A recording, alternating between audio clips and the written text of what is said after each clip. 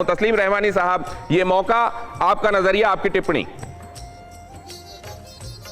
देखिए, हमने हमेशा से एक ही नज़रिया रखा है इस मामले में कि बाबरी मस्जिद का इशू एक सियासी इशू है जिसे पहले कांग्रेस ने भुनाने की कोशिश की, उसके बाद में भारतीय जनता पार्टी ने चैलेंज किया कांग्रेस को। मुझे याद है अटल बिहारी वाजपेयी जी ने कहा था भूमि पूजन के बाद, वहाँ शिलान्यास जो जब हुआ ताला खुलने के बाद, उस वक्त कहा था कि हिंदुत्व का इल्ज़ाम हमारे ऊपर है और हिंदू कार्ड खेलेगी कांग्रेस, ये नहीं हो सकता।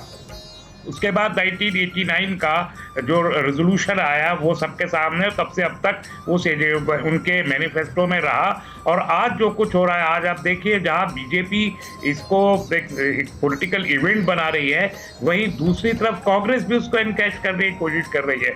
और जिसे एक तस्ले की बात कर रहे हैं, मुझे यकीन है अखिलेश यादव भी एक तस्ला डाल जाएंगे। मायावती को भी शिकवा है कि उनको नहीं बुलाया गया। और आज तमाम पॉलिटिकल जो आउटफिट है मोस्टली इस मुल्क के, वो एक बदकिस्मती की बात है, एक सेकुलर मुल्क में हिंदू माइट का इजहार करने की कोशिश की जा रही है। कल जो कुछ हो रहा जा रहा है वो कोई त्योहार नहीं है, वो सर, एक बात मैं ये समझना चाहता हूं कि एक सेकुलर मुल्क में हिंदू माइट का इजहार के तौर पर इसको क्यों देखा जाए?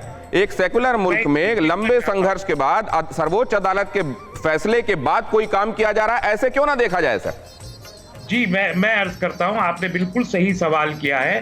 देखिए, पहले तो आप ये करेक्ट कर लीजिए कि 500 साल का संघर्ष ये है, ये 500 साल का संघर्ष नहीं है। और अगर आप इस पे इंसिस्ट करते हैं तो मैं पूछूंगा कि 500 साल के संघर्ष में कौन कौन लोग थे। मुझे 500 साल का क्रोनोलॉजी बता दीजिए उस संघर्ष की, 500, 400, 300, 200 साल की, किसी की भी संघर्ष की एक क्रोनोलॉजी बता दीजिए। तो ये जो फ्रेम है बीजेपी का यूज किया हुआ कि 500 साल का संघर्ष है, आई वॉच है। दूसरी बात, सुप्रीम कोर्ट के जिस जजमेंट के तहत ये मंदिर बनाया जा रहा है, उस जजमेंट का को हम भी मानते हैं। आपकी इस बात पर जरा टिप्पणी ले लूं नवल किशोर जी की, जल्दी से, फिर मैं आपके पास आता हूं। नवल किशोर जी पहले भी अतीकुर रहमान साहब की बात पर भी कुछ जोड़ना चाह रहे थे। नवल जी, तस्लीम की है कि मस्जिद को शहीद किया गया। और चाहता हूं, एक तो उन्होंने कहा कि वहां बाबरी मस्जिद थी, बिल्कुल मुझे आपत्ति है, कोई मस्जिद नहीं थी, वहां मंदिर था भगवान का। मंदिर को तोड़कर 528 में, लिख लीजिए, 528 में बाबर के शिल्पकार ने तोड़ा वहां पर मंदिर को, और मंदिर निकला गया खुदाई में, वहां पर